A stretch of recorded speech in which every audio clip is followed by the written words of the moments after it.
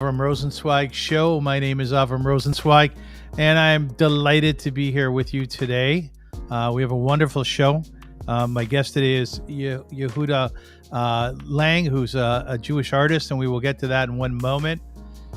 Let me begin by saying that this is a live interview and can be seen and heard on Facebook as well as on YouTube and pretty much all of the important podcast outlets. We have a lot of back shows. We started doing the show a number of months ago. So if you'd like to see some recorded shows, go to avrumrosensweig.com. You can see them all there. And by the same token, you can also see them on YouTube. The goal behind my show is really to interview people who I find to be fascinating. And I'm hoping that you'll find them most compelling and interesting as well. In the past, I've done some shows with really auspicious individuals like Severyn Ashkenazi, who's a builder of West Hollywood, as well as a builder of post-Holocaust Polish Jewry. Very interesting fellow. Take a look at my interview with Eli Rubenstein, a dear friend of mine who's a wonderful storyteller, and most recently with Rabbi Shlomo Gemara, who is a Talmud Chacham, who's a Talmudic sage, as well as a specialist on Agnon. In fact, this week he will be doing a Zoom class on Agnon. If you have any interest in going to it, I'm going to go to it. Please contact me at avrum.rosensweig@gmail.com.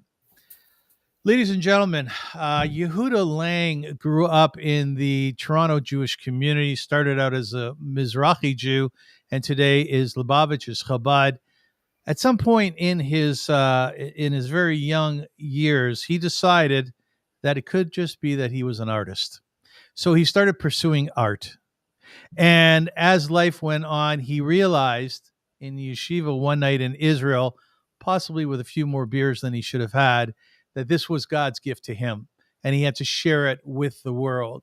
Today, we are very honored to have Yehuda Lang with us, and we're going to talk about a number of things, including October 7th and art, and the subsequent days and months in Israel. We're going to talk about his background. We're going to talk about what does Judaism say about art, and a lot more. So stay with us. Once again, it's the Avrum Rosensweig show, and our guest today is Yehuda Lang. How are you, Yehuda? Thank God. Baruch Hashem, thanks for having me. It's really looking forward. It's wonderful to have you. I love the story that you tell of when you were a little guy. You were like 4 years old, and your mother and your father wanted to keep you busy, so they bought you a coloring pad together with crayons, and you started to do what little kids do. Some woman came up to you and said, you're a real artist. And for some reason, her comments stayed with you and really helped you to understand that indeed that was your gift. You remember those days? Yeah, 100%. I remember that moment. And I was very young, and it was just the power of somebody of creating this own concept in your head. And especially when you're a child, if you tell a child something that you're good or you're smart, you're an artist. I was like, well, they're an adult. I must be an artist. She must know what she's saying. And that always, from that point, I think it was always in my head. And even though when I look back at my art from when I was younger, it wasn't that great. It really wasn't that great. It wasn't that special. I thought it was. And I think that's always the key. It's not so much necessarily what the final product is, but what's in your head. And the same thing with music, by the way. I'll just throw this out there. Like when I started playing music, it's very similar. I was about 14, 15, and all my friends were playing guitar. And so I wanted to pick up this. Also, I love music. Music is a big part of my everything. And I sucked. I was horrible. I was really horrible. All my friends told me I was horrible. Even people in my family. Like when I was playing, it sounded horrible. But all that mattered was in my own head. I thought I was good. Right. I didn't care. I'm like, no, what are you talking about? I'm amazing. Yeah. And I always thought I was good. So it didn't matter. And then and that would allow me to stick it out. Yehuda, when I first started painting as well, I started in 1995. I painted 3 paintings. I stopped till 2000, and then I started again, and I haven't stopped. I remember looking at my art and go, listen, I'm not going to sell this for $1 less than $5,000. Now that's absurd, right? It's ridiculous. I look at that art today that I thought was brilliant, And actually, I'm pulling it out of storage and I'm starting to paint over it to make it something hopefully really special. So I Maybe totally, 5,000. I get what you're saying. I get what you're saying. Yeah. So That's the you, driving force. That's the driving force. Is what gets planted in your head. Everything else is, that is the idea of think good and it will be good. That is essentially it, which everybody, I mean, it's a very common phrase and it's a very powerful phrase that everybody loves, but it's mind over matter and it's the truth. And also, you have no idea what you say to somebody, how it affects them. Because that lady, for sure, I really truly believe that my whole life was affected because of that one comment made in 1983 or whatever. I was 5 years old, 4 years old, and she had no idea. She'll never know that changed everything. And then for everything that I did because of that, who else was affected because of that one comment that she made to me? And that's just goes the power of what you can say to somebody, good or bad. You can crush somebody as well. yeah, your point is outstanding. I tell a story about Erwin Ellman, who was really responsible legally for all of the children in Ontario for many, many years.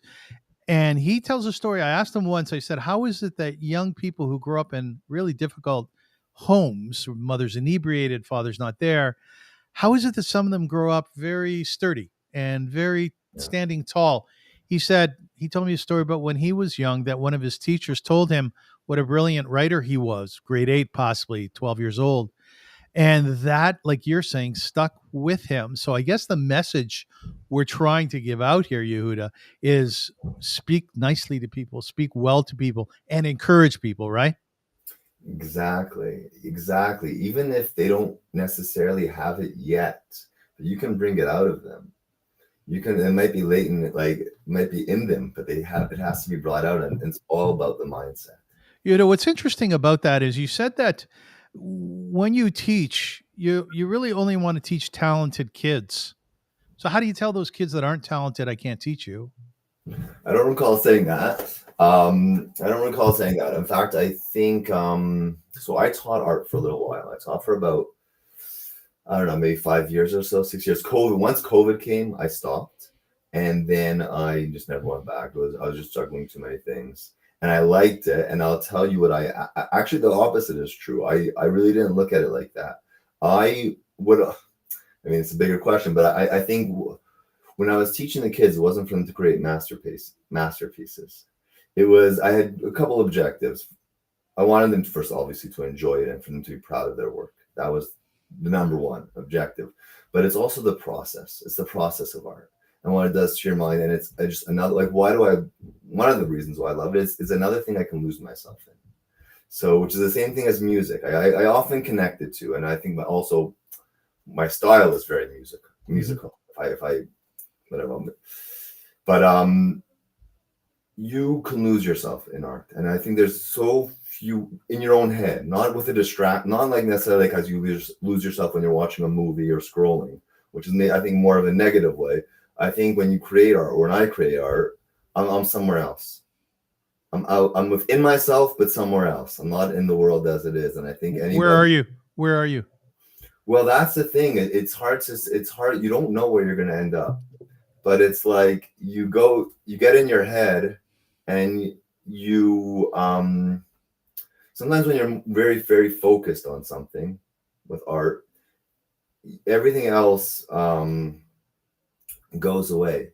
Nothing else exists. The deeper you go, and very often the art even itself, I'm not even there. But my hand's still moving. I'm still seeing stuff, but my mind is not necessarily there fully in regular like. And what happens then is the greatest art when I'm not there, when that's flowing through me. I know it sounds deep and a little hippie-ish, but that's it. I think with all art types of art, music. I forget exactly the pianist, but I heard this from a Y.Y. Jacobson. But a pianist that he brought up that was the greatest moment when he's some sort of famous pianist that when his greatest moment in music is where he's totally not there anymore, and the music is just playing through him. And I think all artists or everybody will know some experience like that where you're just not there anymore and it's just going through you and you're just a channel, and that is when great things happen. Tell me, you're a religious Jew. You were brought up in Toronto through Mizrahi. Ultimately, you became Chabad Lubavitch. I want you to take me a little bit further than the idea of you not being present, or perhaps we'll use another phrase, channeling something through you. When that paintbrush with paint on it hits the canvas, something's happening and you're not entirely there. Just walk me through that a little bit more. Who is there if not you? Okay, yeah, that's a good question. So first of all, I'll mention it's not so easy to get to. I'd say most sessions that I go, that I'll sit down, aren't great. I'm actually too much there. Yes. And I'm thinking too much. Sometimes when you're thinking too much, you're not gonna. It's like not give up, but it's time to step away, because you're not getting to that flow. So it's hard to get there. So you really have to. It doesn't always come. It's not so automatic. And sorry, I got distracted. What was the question again? Where does when you are in front of your canvas and you're not there? Okay, yeah. And I understand what you're saying, because I experienced that myself when I'm painting. Yeah. What I want to know is, where are you and who is there? What's happening, maybe in metaphysical terms? Well, clearly it is me, but it's more subconscious level. Like it's a deeper part. It's more epinemius, I would call it, the deeper parts, the parts where it's not, oh, maybe this would be good, because it's a good question and I never thought about it much. I usually just say that sentence and people let me go with that. But I really think it's the part of you that you're not necessarily trying to be anything. You're not trying to achieve anything. You're not, right? That's usually, at least with me, I sit down and it's like stretching. If you don't stretch, you're thinking too much. This is how it has to look. This is how it has to be. And I'm just focusing. I remember last time I was able to do it, and it's almost mathematical. Well, if I add this, and then it should. No, it's not looking at that. I'm not there yet. So it's a point where you're not trying to do anything, and you're not even necessarily, when you get really, you're not even thinking about it. Sometimes you're just like almost as if you're watching yourself do it, as if it was somebody else. And you're just letting it happen. And my arms, I'm not necessarily thinking about where they're going, but it's just happening. And sometimes my mind is thinking, very often I'm listening to music, or I'm listening to a podcast or a shiur, and I'm absorbed and my body is just moving. I'm kind of in the experience, but a little bit out of the experience. And sometimes my mind just wanders, but that's what it is. If I had to get it down to the main point, don't try. Obviously you want to try and you have to think, but that's not losing yourself in it. Usually the magic happens when you're not trying. And I'll just tell you one more thing that I find as a challenge with this aspect. So when I started at least creating my style that I have now, there was something great about it that I wish I can go back to those days. Because what happened then is I wasn't trying anything. I had no idea what my style was. Sorry, I'm going to back up a little bit. So go ahead. When I as an artist, my whole life experience as an artist was what? When I was younger, it was all about trying to make things look as realistic as possible, right? Like that is a good artist. How photo-like is it? How close can the realism be? And I worked on that for a long time. Like I really pushed, and I was getting better. I was getting good at it. And then I remember so I went to OCAD. Just I'll throw that in there. I went to OCAD for design, Ontario College of Design. Oh yeah, Ontario College of Art and Design. It's a big university / college in Toronto, an art college. Anyways, I remember the moment. So the first year they make you take everything. Okay, it's a 4.5 year program. First year they make you take everything.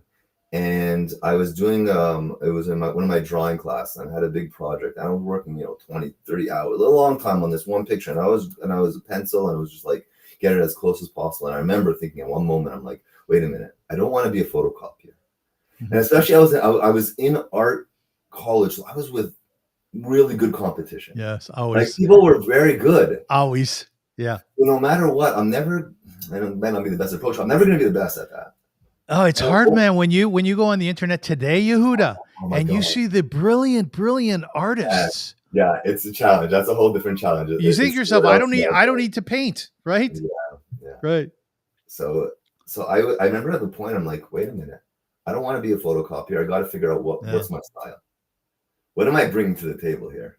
And that was a pivotal moment, because pretty much from then, my style slowly changed. Anyways, back about 10 years ago when I came up with this style, I wasn't trying to do anything.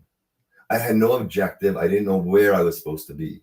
I didn't know what it was supposed to look like when I made it, when I started it. And that's why the first couple pieces that I did in this style, which I was a Miles Davis, I did the Rebbe, those are two big pieces that I really figured out, wow, this is my, like, I made a couple mistakes and I let things happen and I had no idea where it was supposed to end up.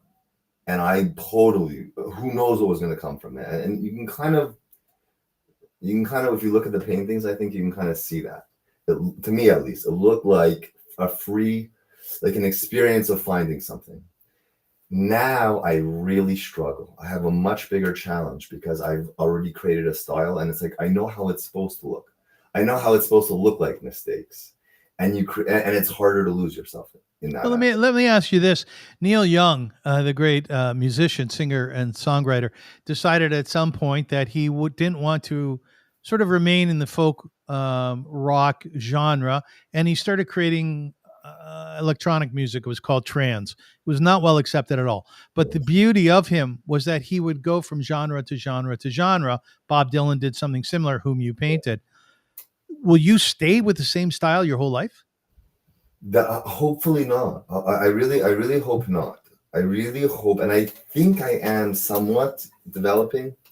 It's slower than I'd like, but I'm trying to do things different. One way of handling that is do things different. Don't go with the same templates. You kind of build your own templates, whether you like it or not. Yes. And they're hard to be creative with. They're hard to have real emotion and real expression in once they become too templated.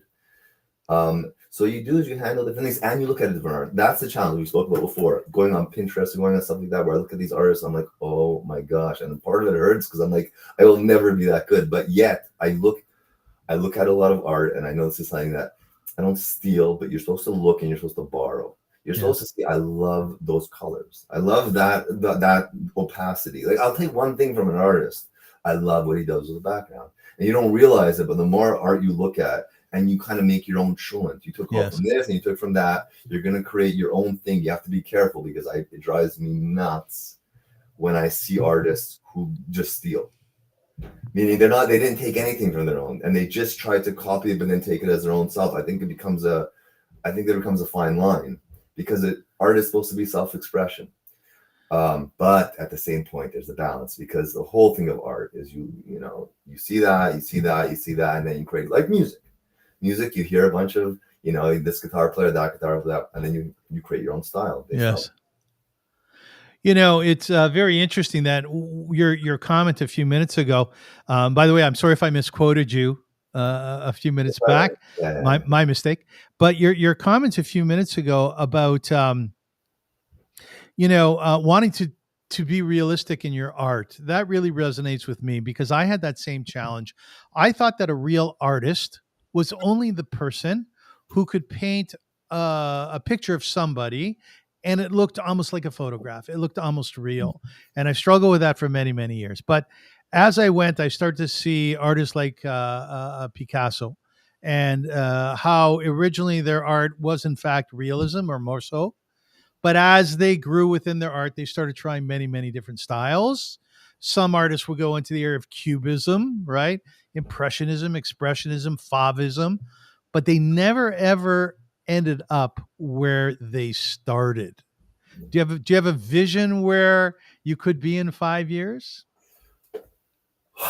No, I don't. I can't think that far ahead, but I have no idea where I'm going to go. However, first of all, with technology now, there's a lot of factors in this because technology is changing so rapidly. And you have no idea where it's going. They have the new thing, everywhere it's called, but those goggles. Somebody was just telling me about it yesterday. Those what are they called? The new Apple thing. Yes. Talking about how you're going to be creating art 3D. The whole game is going to change. That's one aspect. The other aspect is, I don't know. I feel like you shouldn't be able to know where you're going to go. It should be a surprise to you as much as it's a surprise to everybody else. But I do want to mention one more thing about the drawing realistically and how I try to veer away from it. I want to say like this: when you will try to create great art or great creativity of any sort, it's usually about breaking the rules, Yes. right? But to know how to break the rules well, you have to know how to follow the rules. You have to know the well. rules, You correct? got to know the rules very well, otherwise it's just a mess, which I find sometimes people doing. I'm not trying to criticize, but sometimes I find people try to be, well, it's just a mess.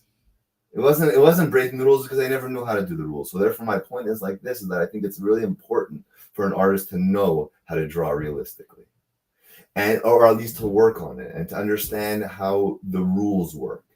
Once you know how the rules work, now you can break them properly in order to create magic. So therefore, when I'm making a piece, let's say I'm working on a piece and I want to get so let's say if it's a person's face, or usually a lot of my stuff is of people of sorts, and I want to get the character of the person.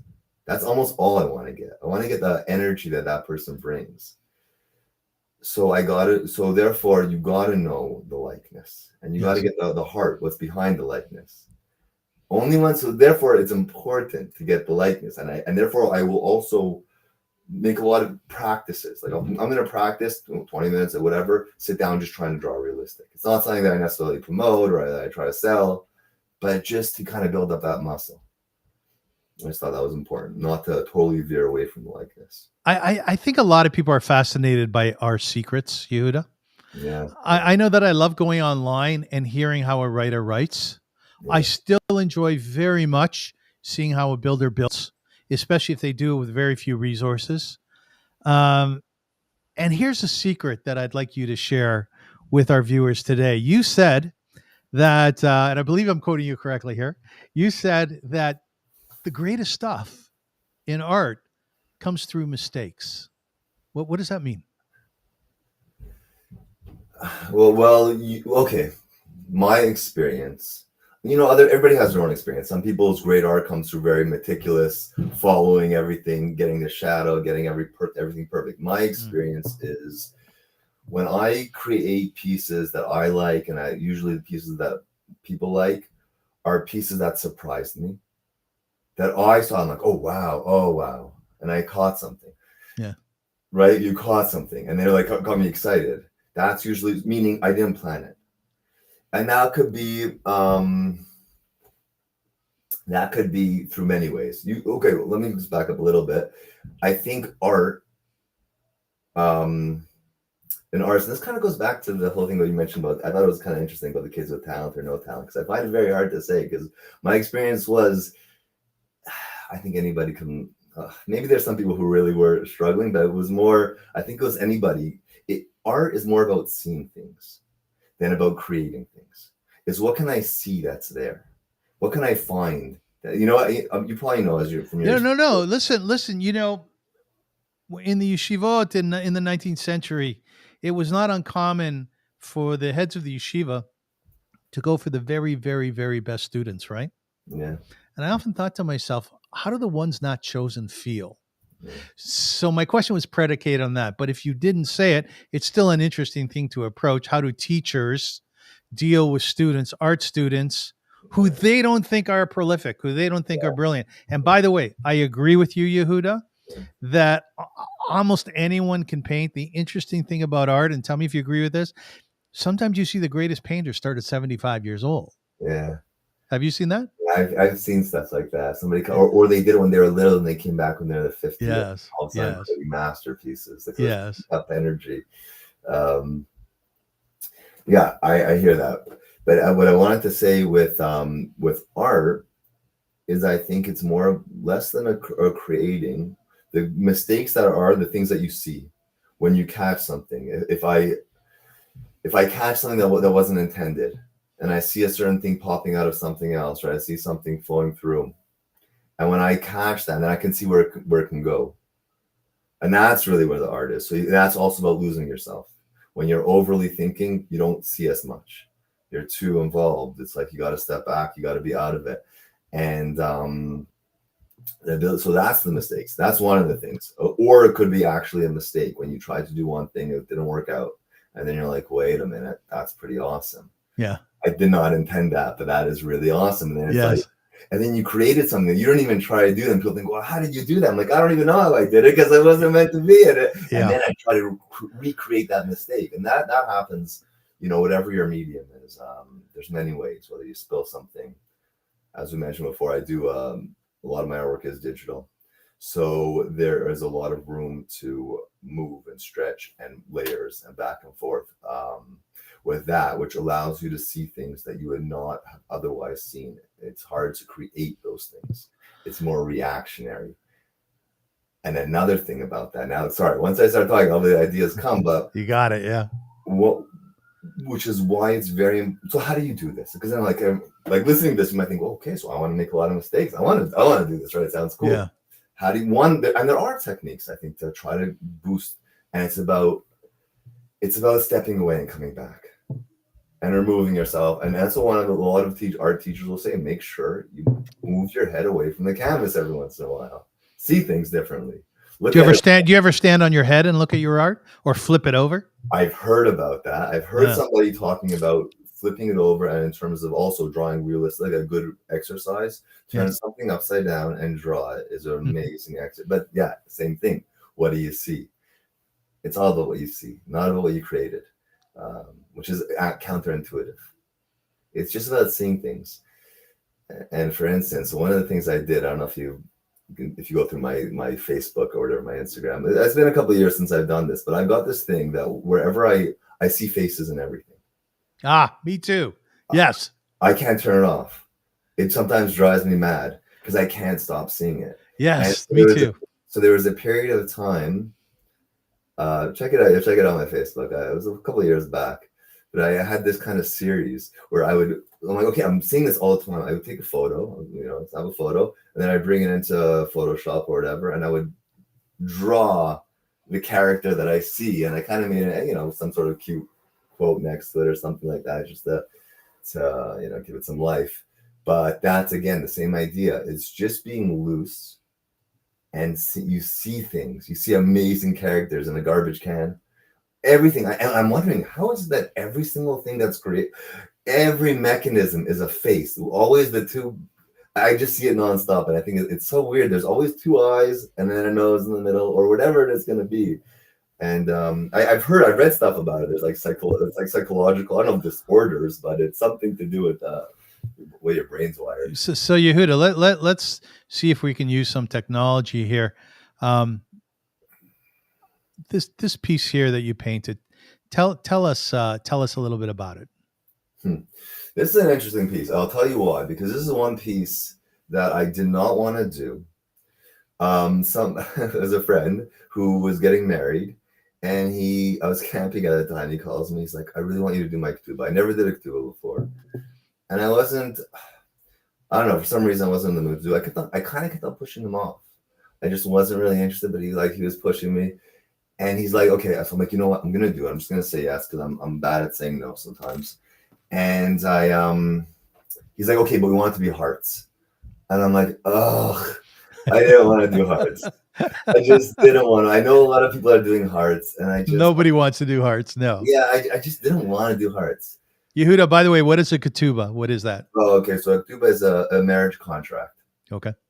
And it is very often people like to do them with hearts. So there's usually, besides over here, you don't see the text on it, but on a marriage contract, there's a lot of text saying what the husband's obligated to the wife, and yeah, it's a marriage contract. But people like to do theirs artistically. Some people do, some people don't, but it's not uncommon to have an artistic ketubah.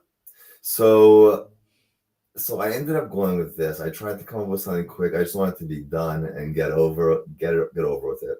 And again, this is also let things happen. So I didn't have any direction with this. I knew it had to be a heart, so I made the heart. And what I do, what's a very common theme in a lot of my artwork, is the energy of letters. According to Kabbalah, the world is basically everything. Is the letters, Hebrew letters, is the DNA of the world, so to speak. And like, for instance, you are your name. You are your Hebrew letters of what your name is. That's why it's very important.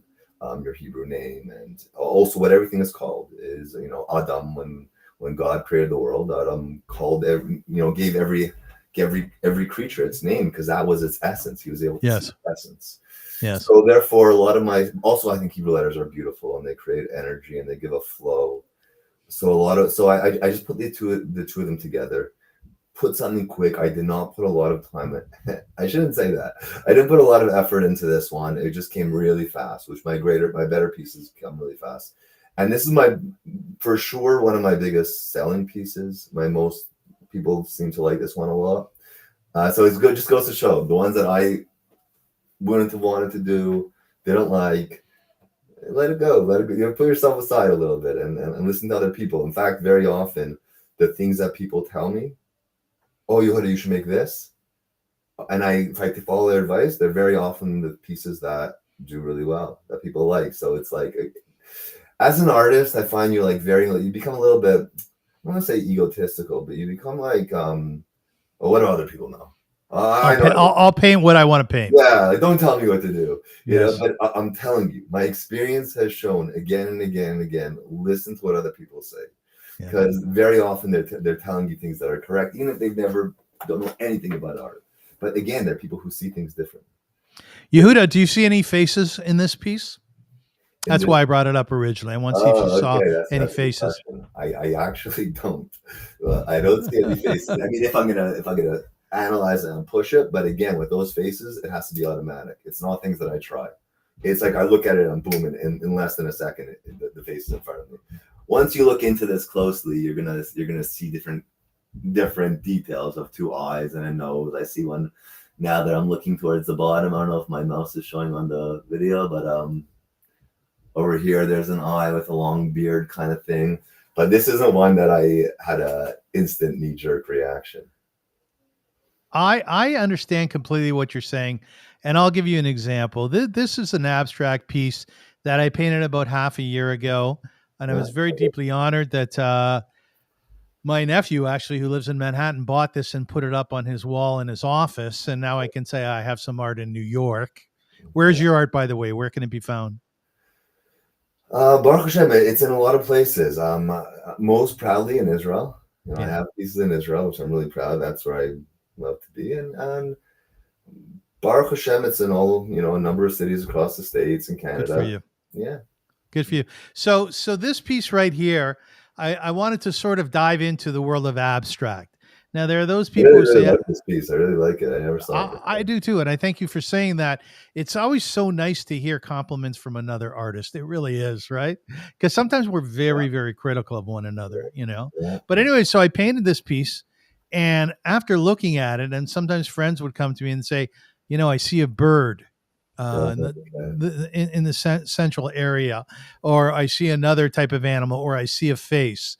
And indeed, and again, I'm not quite sure what that is. But nowadays when I paint, I don't consciously say, you know what, I'm going to bury an animal in this area that someone ultimately will see. No. It just unfolds. It happens. And it does, by the way, and tell me if you agree with me on this. It does when you start using your tools a little bit differently. When you start to use a palette knife, rather than just scraping it like this, you kind of twist it. Or your brush, you start to use the side of it. Is that your experience? That's what I was mentioning before in terms of making mistakes or letting new things happen. Exactly. It's about technique. It's about doing things a little bit differently. And you never know what's going to happen. Well, what's an interesting technique that you just adore, or an interesting tool that you use in your studio? Well, again, I do a lot of my work is digital, so it's with a tablet. But then I also do, as well, like this piece behind me is acrylic. I guess it's a different. There's different ways, obviously different brushes, and there's also how you throw things and the speed that you move. Sometimes if you're moving too fast, more unexpected things happen. How much water is in the paint, how it's going to flow, or how thick it is, how it clumps, and then afterwards, sometimes using your fingers and kind of smearing around that way, or finding there's this artist that I saw on Instagram or somewhere. It's pretty cool. She just takes different objects around her house and uses them as like a brush. So it's like totally random things. Like, okay, I'm going to use the bottom of my shoe. Yes. And I'm going to create the texture with the bottom of my shoe. and it's like so cool. And everything that she does, so it's like all these different types of textures or all these different types, and you never know what's going to happen. Rather, exactly what you're saying, always using the same brush in the same way, you're most likely going to end up with the same results. I find, by the way, that at some point in my art, I become one with the painting. And by that, I mean not only in that metaphysical way that you and I were talking about, but also I become full of art. I become full of paint.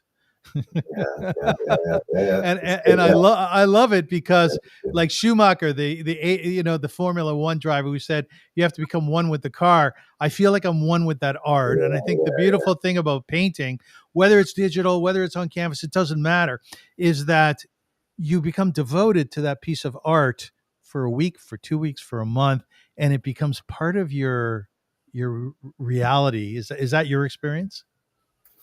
It's an interesting question. Yeah, usually when you're in a piece, it becomes your reality. That's true. It really, you're living it. When you close your eyes, you see it. When you walk away, you see it. I find when if I'm spending like a long day of painting or whatever, like when I go out and I look at people, like let's say I'm drawing somebody like clothes, for instance, Yes, or whatever it is, and then I go out and I look at people, I'm only seeing their clothes the way I'm like studying their like the shadows and the lines and the points of conflict, like the points of conflict, like which point is like the energy points of the view, whatever I'm looking at. Just like when I'm looking at a painting and I'm studying a picture, where's the points of like, where's the energy burst? That's what I'm looking for in a piece. Where's the point of, I don't know what the word is, conflict, or and I take that with me. It's like becomes virtual reality. I go out now and I talk to people and I'm like looking at the patterns on their clothes and the background, and yeah, if that answers your question in terms of becoming your life afterwards. Yeah, it's hard to shake. Yehuda, this past week we studied the clothing of the Kohen Gadol, the highest priest, right? And I teach a class on Thursday nights, and I put the picture up of the 8 different clothing that he would wear. And I ask people not to look at it in biblical terms or using the filters of Torah that they understand, but more so looking at it just as a regular person, as Avrum Rosensweig, seeing this costume, if you will, and just how it looks to me. What sort of criteria would I use? Do the colors match? Does it make sense? Is God a good designer? Did he hire Bezalel, the right guy? When you looked at the Kohen Gadol, you were talking about clothing before, at his at what he would wear in the tabernacle and the sanctuary, is that a good piece of clothing? Well, I do find it interesting what you said about how God is a great designer and how the world, nature, and beauty. I know you're very into going into Earl Bales. I also spend a lot of time with Earl Bales and stuff like that. But Yeah. like the beauty, God is like the most beautiful. Nature is just the most. God is an amazing artist, basically. Yeah. It's all the colors, how everything is bold and how it contrasts and goes apart and apart. I never thought about the Kohen Gadol as in terms of fashion design, in terms of beauty of artwork. But I hear what you're saying. I think it's a very valid point, especially the whole idea of the Mishkan. It keeps on talking about how it was acquired artists. Artists were required to make the tapestries and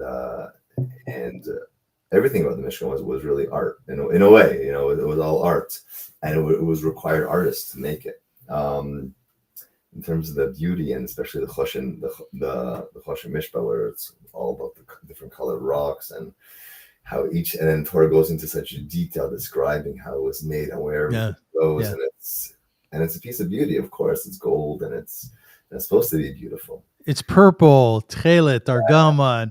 Yeah, and how many weaves, how many threads are mixed with the other threads and they're created. Yeah. Do you ever walk through nature, say Earl Bales, a park here in Toronto, at Shepherd and Bathurst, and the colors have come out? Do you get overwhelmed by the colors? Let me put it in my own context. I look at those colors and then I'll often look up at the sky and I'll go, my God, this is magnificent. And then when you smell the flowers, you say, not only is there aesthetic beauty to it, but there's a fragrance to it. And God loves fragrances, right? And it's all one. Well, my response to that is, and it's one of the reasons why I was in Florida last year. I went to Florida for just one day at a wedding. I literally went in and out, and it was right in the dead of the winter, and I was coming from Toronto, which Fortunately, it was just gray. It's like weeks and weeks of just gray. The sky is gray, the ground is gray, there's no leaves on the trees. Everywhere you look, it's like maybe some other hue, but it's mostly a grayish hue. And then it's like I went to go off the plane, and Florida is so lush, and the sky Yeah. is so blue, Yeah. and the greens are so green, and I felt alive. Right. Like I'm like, this, I didn't realize I was missing this. It was one day, but I literally just, it was the color. It's the color of literally the greens of the leaves and the blue of the sky. And in Florida, the leaves and the flowers are just like magnificent, especially when you're coming from like Bathurst Center. It's just like everything is wow. That's really what it is. So it's like, And it's interesting, Yehuda. Did you ever take a look at a lush garden or palm trees in Florida or wherever you were and say, they don't match? oh, that's what I'm saying. It's always Yes, perfect. It's always perfect. always perfect. Always beautiful. Yeah, yeah. So Yeah. I want to get into Or for instance, I can just throw this in there. I'm also very into animals and like watching animal videos. I like I love that. So I'm fascinated, and I love making art of animals. I just love it. But if you look at their coats, yeah, and you look at the beauty and how they were created, just aesthetically, unbelievable. In order, almost in a way, to impose the feeling of what that animal is. The feeling you're supposed to get from it, an elephant. Just that I have actually a piece of an elephant. One of my favorite pieces, but one of my art pieces fell. yeah. Go ahead. Just the image of it. I don't know if it works both ways. That the elephant is powerful, so therefore the image makes you feel the power, or is there something about it, the way Hashem designed it, so to speak, that just elicits this power. It's also the creativity of these animals. A trunk on this massive 4-ton or 2-ton animal, a trunk surrounded by passive tusks. Yeah, and what that trunk can do. Listen, I've said before, I believe on this show, that I'm so deeply intrigued by God's creativity. I figure one day he was sitting with the angel and he says, okay, we need to create an animal that has some mode of, defending itself. And we've done a lot of different defense systems. Let's come up with a new one. How about we come up with one, it defends itself through a smell that it gives off. And he called it a skunk, right? So I've had my dog attacked by a skunk, and it's something that stays with them for a long time. But you sit back and you go, my God, this is magnificent. Just magnificent. Yeah. The creativity to think your power is going to be that you stink. Exactly. So Yehuda, are you one of those people who's in a sort of a constant state of awe? I wish I was, but I get dulled down. You try to. I wish I was. And I think when I was younger, more so, but I had less discipline. So now I probably have more discipline, but less awe. And it's about finding the right balance, because too much awe and not enough discipline is too much power without being channeled properly. Yes. But you got to do things that keep you in the moment, and it becomes very, very challenging when you do things when it becomes a living.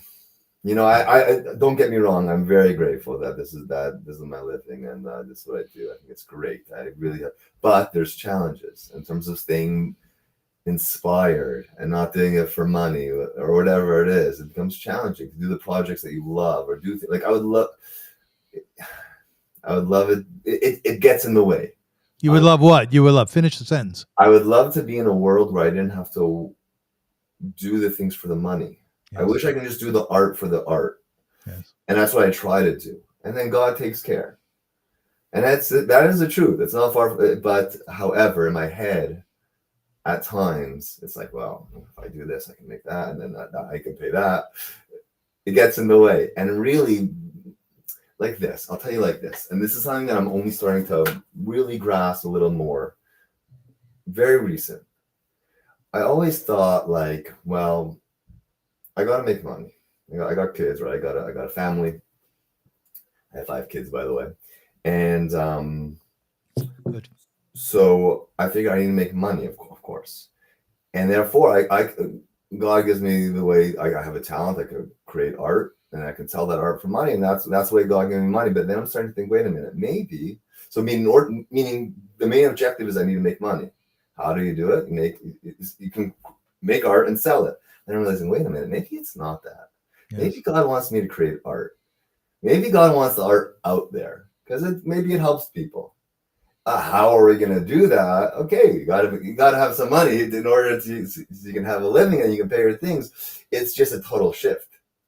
Maybe the point is the art and not the money. That's like anything. I think it's everybody's career, anybody's mission in this world. Sometimes the money, we think, it's about the money. So therefore I got to do this and it makes me money. It takes a shift to say, wait a minute. No. The point is the art. And then so that's.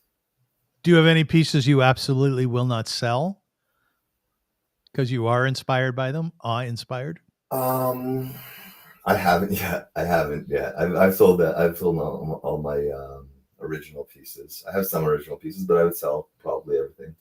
Okay. Yeah, it's hard. Sometimes it is hard. You're like, oh man. Once you give it away, you're like, oh shoot. But ultimately, I really believe that my art is not for me. Like, man, I've got so much art around my house of pieces that didn't sell. I don't know if you're the same, but I just got so much left over. It's not meant for me to be in my house. It's really I want to make it that it should be out there. You know what I find fascinating in an interview that you had done for Chabad, for Lubavitch, they asked some very good questions, and I actually wrote down them. I was inspired by them. One of the actually points that you brought up was that in your dining room on Shabbat, apparently you're facing a particular painting, right? You move them around, but in that time you were facing a particular painting. And you said that you were looking at it and you couldn't stop editing it. Oh, yeah. Yeah. Tell us about that. That's a problem. That is really the problem. And this is also why I'm happy to get I forgot about that aspect. That's what I can't. I can't stop looking at pieces afterwards. I'm like, oh, well, that should have, why did I do it? Like, I'll do that forever. And I'm like, more than I have. First of all, I got one piece right now in my house that it sells. It does well. I don't like it, and it's in my house and it's big. It's in my house because I have it. So it's and I look at it all the time and it drives me nuts because there's so many details about it that I'm like, why did I do that? Why did I do? Yeah. Do you like your art, Yehuda? I sometimes I spend too much time doing. I spend so much time doing it. So like anything else, you eventually sometimes you get sick of it and you like you want to move on from it. But I like it. I don't want to knock it, but I'm obviously, and I think this is healthy. I think it's good to have a healthy balance of wanting to be a lot better than you are and not to be settled. So I'm definitely there. I'm definitely not like satisfied. Like, oh, I've hit it. I'm definitely not there. But you don't want to drive yourself nuts either.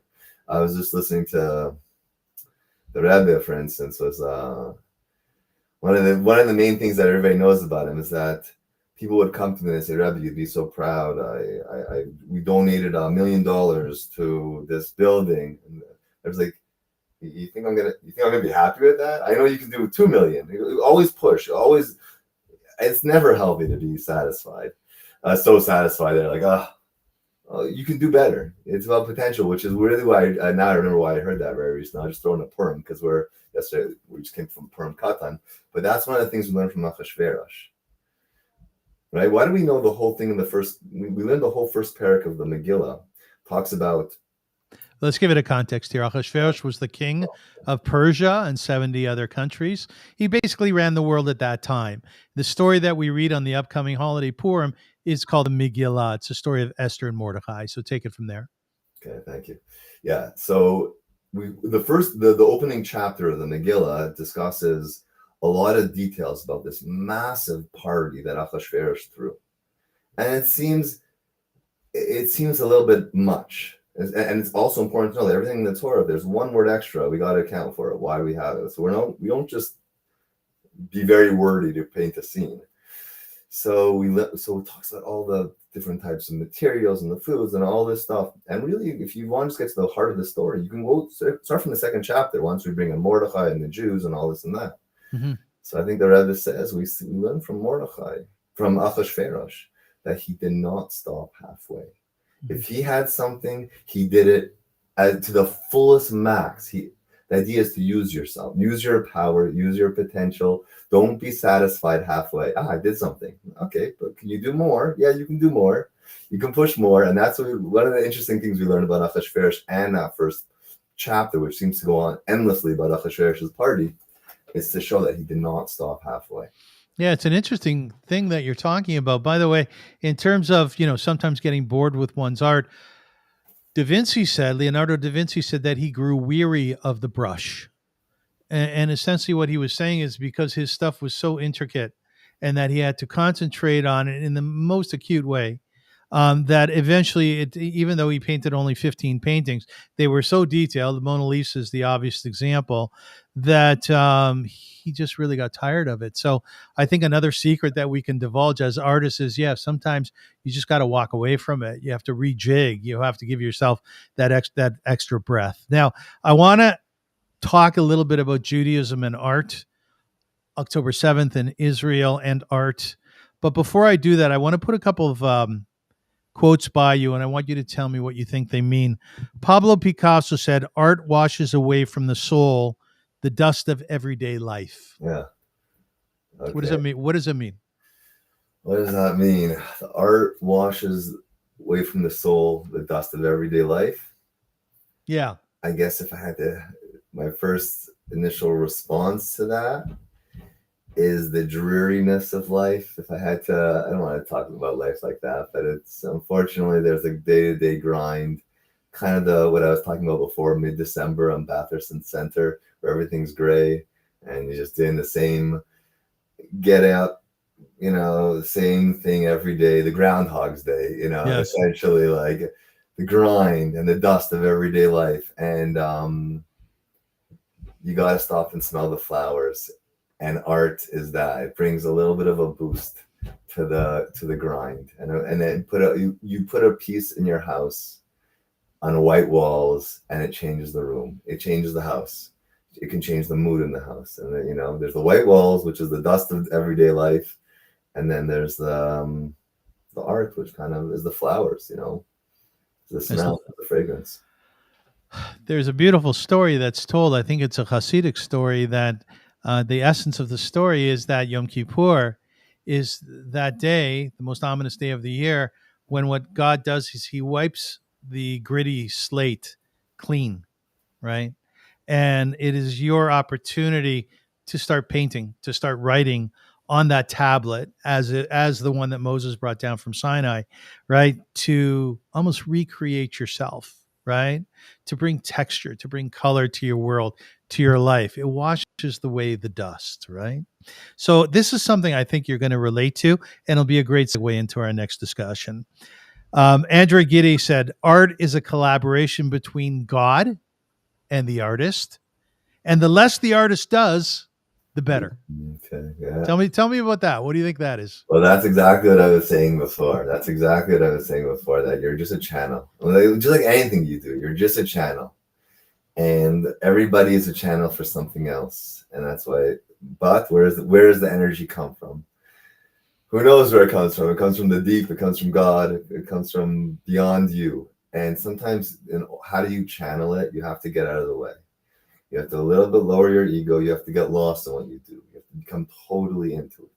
When you do something, you do it fully. You put yourself fully into it. Also, it's a little bit of what's the word I'm looking for? It's a paradox in a way. The more fully you put yourself into it, the more you're removed in a way, and you become a channel of godly energy. All we're here to do is bring godly energy into this world in some way or another. Some people do it through art. Some people do it through music, math, teacher, whatever it is, and that's what I was saying before. It's an interesting thing about our people.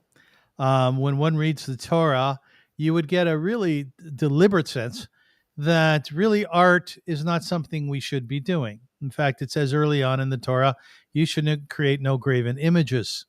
That has been interpreted in many, many ways over the centuries. I think, and tell me if you agree with me, I think the sense today is that is in reference to what we call avodah zarah, right? To idol worship. Don't create graven images like the golden calf that might be aesthetically beautiful, uh, because they represent something which is anathema to monotheism. They represent idol worship. So we shouldn't be doing that. But the Lubavitcher Rebbe, people should know, when you say the Rebbe, it's understood today that means the rabbi from Lubavitch, right? He is the Rebbe, right? Yeah. Yes, correct. So he was highly supportive of art. You are a Lubavitcher Chassid. And he wrote a letter, which was called The Letter to a Depressed Artist. And it was a person who was grappling with his art within a Jewish context. Should I be painting? Should I not? He wrote, in previous generations, Hasidim didn't always work together with art in order to make it something that was an expression of Torah. That wasn't something that was accepted. But he said today it's much different. He said today art is actually a vehicle for sharing Torah and sharing godliness. What is your take on that quote? Well, I think everything is a vehicle to express Torah and godliness in some way, in whatever way it does, and art is definitely no exception. And in fact, I think art is a very, very obvious one in terms of that. And as we mentioned before, with the Mishkan and the Kohen's clothes. Originally, this is what I've heard recently as to why was the Rebbe so. Why did he place such an emphasis on art and Judaism? And like you're saying, being an expression, having Jewish art and Jewish art, what was so important? And if there's details, I don't know, in terms of, there's a very famous artist who passed away a couple of years ago, Baruch Nachshon, who was, I think, from Tzfat or someone from Israel, but he has Hebron. He was from Hebron. Very like Kabbalistic type of artwork. Anyways, the Rebbe took great interest in him, and the Rebbe. He paid for his schooling in Paris, and he paid for his living expenses in order that he should continue doing art. And when he did an art show, he did one in 770 that the Rebbe went to, which is it might sound not like a big deal for a regular person, but for the Rebbe to come out of his day and to go to an art show. So it was he obviously had his own private audience, and not only that, the Rebbe would go through each piece and critique it. The Rebbe had very specific style, very specific instructions how art should be done. So it wasn't like a willy-nilly thing, like, oh, it's pretty and let's move on and it's nice for kids. Yehuda, he looked at one piece that the fellow did, and he said, the clothing that you've put on this character is Assyrian, and in fact, the context that you're painting in the time, it would have been Egyptian. Yes, there's a lot of really interesting, very interesting critiques, and I studied his critiques. I studied the Rebbe's critiques on that, but I'll tell you what I heard. Why did the Rebbe have such a big interest in it? And he said, like, this is what I've heard, that originally art was for, as you said, the expression of godliness and Torah. And then what happened is it got, and we see, as we mentioned, the Mishkan, it was all about supposed to be artists, and it was a way of expression of holiness. And then it got taken by the other side, and it was taken, as you said, for worshiping idols, and it was taken, I guess, as I said, to the other side. And the Rebbe, in order for one of the things that has to happen before the Mashiach comes is art has to come back to the side of holiness. And the Rebbe wanted that to happen. So that's a nice thought. Yeah. I can mention one more thing. Yeah, about that one aspect is how I find there's an unbelievable revival in terms of Jewish art right now. You see there's so many incredible Jewish artists right now and popping up everywhere. And I think we're all kind of inspiring each other. As you mentioned before, you see another artist, and you're like, oh, like I see certain artists, and I just see their work, and I'm like, Jewish art, and especially now I see so much inspired. I'm like, okay, I got to do something. I got to do more. And I think people who wouldn't have come out of the before are now coming out, and it's becoming a massive revolution of Jewish art. And what the beautiful thing about Jewish art is that it's moving out of being predominantly in the shtetl. Yeah. So much of it is Eastern European based, and it's becoming, I would say, much more Israeli, Middle Eastern. In fact, there was a school started in 1906 called the Bezalel School of Fine Art, and their sort of modus operandi was to bring Eastern European art together with Middle Eastern art and create something special out of it. I've heard many people say over the years, not now though, but in previous years, oh, you know what? I don't really need another menorah painting on my wall. I don't need another picture, a classic Picasso was of a Hasidic fellow carrying a Torah. Jewish art today, and tell me if you agree with me, is so creative, so different, using so many different symbols. It's a breath of fresh air. Yeah, exactly. That's exactly what it is. It's a breath of fresh air. It's something that you never saw before. It's something new. And it's a mix of modern, and old, and bringing them together. And it's got a new life, and it's inspiring. And it's also in the Jewish music scene as well. The Jewish music scene is blowing up the same way, because I think we're bringing it back. It's an expression of godliness, an expression of Torah through art. Very much so. So when you're painting, something Jewish, and most of your stuff is Jewish, I would argue, you could either use a mezuzah, you could use a menorah, you could use a kiddush cup, you could use candles from Shabbat. Are there a whole plethora of symbols that are available to you nowadays, or is it limited? There's a limit. In terms of mitzvah objects, there's obviously a limited, and you want something that's going to be an interesting visual. So menorah, that's why everybody goes with the menorah. It's just right away, it's a piece of art before you started. I have one of my first Jewish pieces was a menorah. You're limited, but you have to go more with the Jewish experience sometimes, rather than just the mitzvah object, which are good, which is great, but the Jewish experience, meaning, everybody, so many people grew up with a picture on their wall of two rabbis learning, and whether they were a religious family or not, they have a picture of two rabbis, old grandfathers learning, and whatever it is. It's a Jewish feeling. It could be just a mother and a daughter together, and there's just a feeling together, a family. And it's a Jewish experience. And that's where I think more art speaks to people, is experience. I know that feeling. I know that experience. And that's why I want it on my wall, because I want to keep it in one image and have it there in front of me at all times. So it's about the Jewish experience. It's about Jewish feeling. Very good. I want to read you something from October 7th, written by someone who's involved in the Israeli art scene. And I got this from the CJ.com. So it reads as follows. Since October 7th, new works of art have emerged in Israel in response to the horrors. Some of the reactions of professional artists using their talents as an outlet for their trauma. Some are amateur but poignant expressions of grief. And many want to document the atrocities for the world to see. And this new collection of the art war is growing. That's part of this website. Greg Dershowitz, the CEO of Artists for Israel, says that since the organization was set up 13 years ago, it has seen more and more people using art to battle anti-Semitism and anti-Israel forces. He says, and we've never seen it as potent and as elaborate at what we're seeing during the war.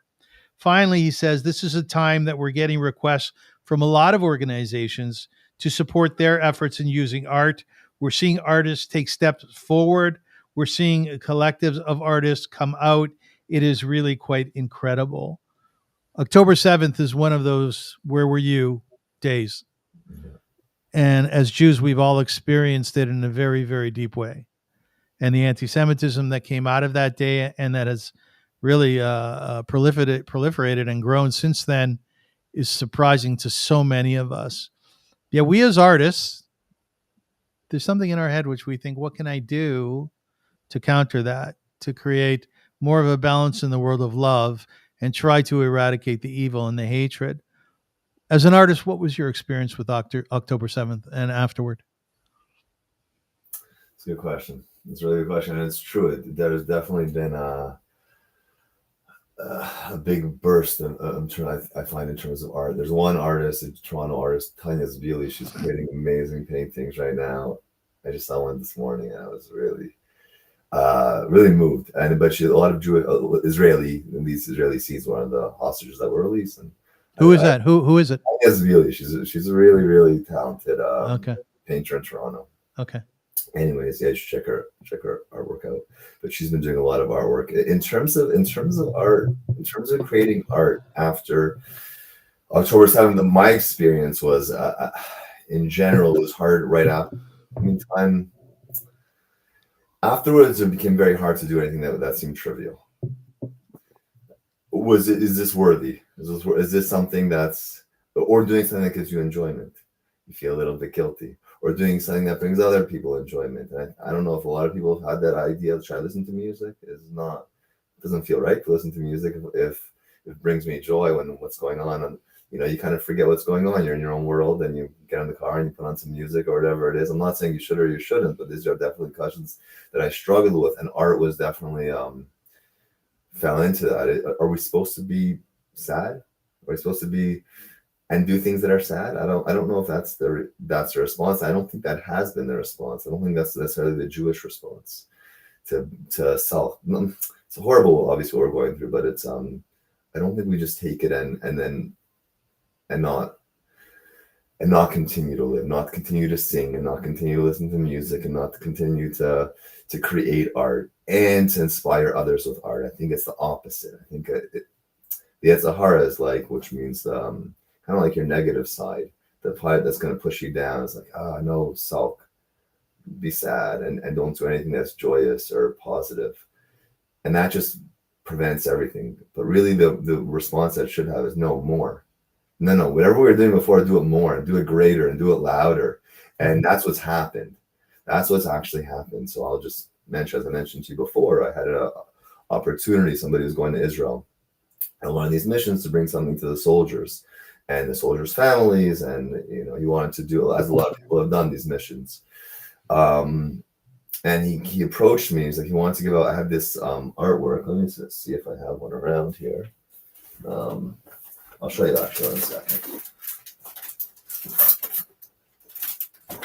I don't have the stand, but it comes on a little stand. This is not a promo, but I just want to show you what I have. It's like this metal piece. I print a lot of stuff in metals, and it's a soldier with the Mishaberach for the soldiers, which means a prayer for the safekeeping of the soldiers. And you have a picture of the soul. Anyway, so he asked me, he's like, I want to bring some of these and distribute them. I was very honored to be able to be part of that, but I'm thinking, okay, I wanted to bring out my first response. I want to get as much as possible, and I want to raise money because I didn't make any money. It was totally, I wanted to just give it. However, I wanted to print as many as possible. And then I came up with the struggle back to, I think what you're asking is, wait a minute, is this something that we do? Is this something that we're going to raise money for art right now? Is that something that is appropriate? Mm-hmm. I'm going to ask somebody. And he was bringing real necessities also, warm clothes and stuff like that. And like, why should I be bringing, is this going to take away from real things that people really need? So I went back and forth on it.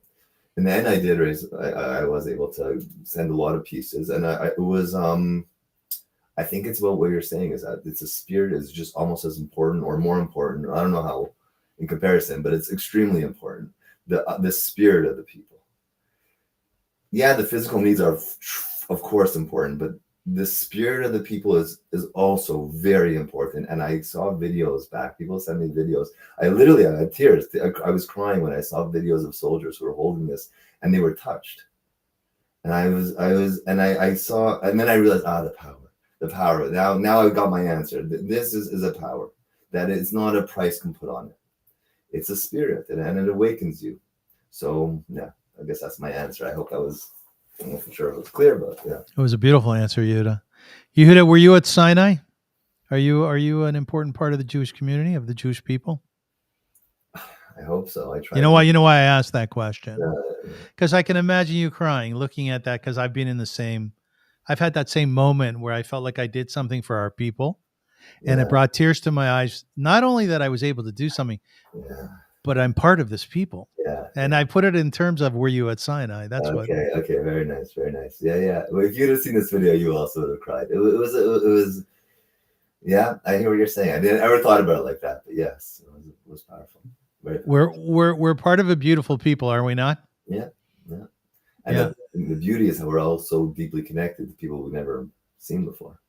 Yeah, and we all sort of reflect so much of what the Torah speaks about. Maybe you and I, as artists, maybe we're reflecting or projecting outwardly Bezalel and his character, the designer of the of the Mishkan, you know? I just think we're very, very lucky to be part of this. I really do. Like he was the original artist. And Yeah, the original guy, right? He was yeah, young. He was 13. He had an assistant. I love the fact that the Torah actually mentions his name, the yeah, assistant's name, yeah, and that he designed all this. And it's very clear, as you were saying at the top of this interview, that God believes that aesthetics are important. yeah, yeah, yes. So I want to wrap things up with my friend Yehuda Lang and tell you that you did a magnificent job in this interview. Thank you so much. Thank you for having me. It was a really, really good time. Yeah, I was so excited about what you had to say because so much of it relates to my life as well. And I want you to know, I spend basically a week on my upcoming guests. I read up on them, I study them, I kind of get, a sense of the grapevine, what's going on out there. And people adore your art. They adore it. Thank you. Just love it. Like people, I got so many emails or posts saying, "Oh, I love his art." Thank you. Right? Are you good with that? Is your ego enough so that you go, yeah, I'm an artist and people like my stuff or they love it? Are you good with that? I'm awkward about it. I'm gonna be honest. It's like that's I'm very appreciative. I don't want to seem not appreciative, but it's like a lot of people. I'm awkward with compliments. It's an art to learn how to take a compliment. No question about it. No question.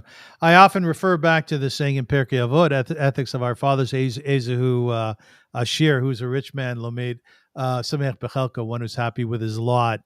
And I tell people, who are a little reticent about accepting compliments, look at your stuff, take a breath, say, yeah, I am an artist. Yeah, this is good. Not only according to me, but what others have to say. And then you move on to the next step. I Right? always found it very weird, and I still do, because you're saying I am an artist. I always found it very weird to say that. I don't know why. I don't know why that was a barrier, and it still is. And I felt like, why do you think, Yehuda? Why do you think? Because it's almost silly. Like, I'm a grown man. You know what I'm saying? I'm a grown man, and like, oh, an artist. Yeah, you could be a lawyer.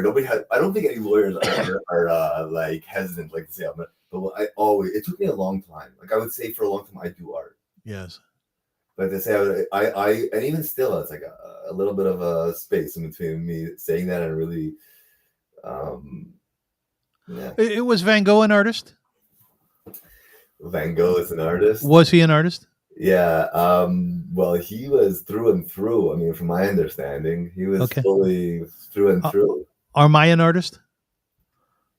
Yes. I am an artist. Are you an artist? Okay, yeah, so you bring it around. Okay, fine. I'll get it. Yeah. Like, what's the difference? I'm trying to get from you what the difference is. Yeah. I don't know. I don't have I can't grasp exactly what it is, but it took me time. I'm being a bit cocky because I went through the same thing, and honestly, only recently have I started to think, yeah, I'm an artist. Yeah. And I know what you're saying about the grown man thing. Yeah. Because sometimes there's an arts. There's like an arts and entertainment component to art. We'll sit down, take out a crayon, and we'll do some scribbling, right? Yeah. So I understand that. We're very complex, aren't we, Yehuda? Yeah. How does your wife deal with you? Oh man, yeah, whatever. We'll leave that for another show. Okay. Anyways, thank you so much. Thank you for having me. This was great. It was wonderful. I enjoyed this talk so much. I want to dedicate the show to all of our brothers and sisters in the Israel Defense Force. Courageous, brave young people, and some of whom are older now. I also want to dedicate it to their parents, to their grandparents, to their family, for having the courage to grow up in Israel and to send their children off to the army, while we here in the diaspora are sending our kids off to university and college. Nothing wrong, but dramatically different. I say that the Israelis who live in Israel, they are in the front line of the Jewish people. And not only are they protecting Israel and what we have within our peoplehood for the Israelis, but they're doing it for us as well. So be conscious of that, be cognizant of it, play a role in fighting anti-Semitism. And if you don't know what to do, then just up your level of goodness. I think Yehuda said it very beautifully before. Are we a mournful people? We're not. But we do have Tisha B'Av, and we do have Yom Kippur. When we do sort of metaphorically rent our clothings, we don't eat. So there is something about grief within our peoplehood. But then after the 30 days are over, man, we set up another canvas. we take out and we spritz out 5 or 6 different colors on our wherever we paint from, our palette, and then we go about painting something new. That's who we are as a people. So thank you once again, Yehuda Lang, a Jewish artist. You did a beautiful job. Yishkoch. Thank you very much. Yeah, wonderful job. And I look forward to being with you again next week. Next week, have a live interview again. This one's a secret, but join me because I think you'll really enjoy it. This has been the Avrum Rosensweig Show. You can catch it on YouTube and you can catch it on Facebook and other podcast outlets. It's the show with fascinating people who have wonderfully inspiring stories to tell. Thank you. I'm Yisrael Chai.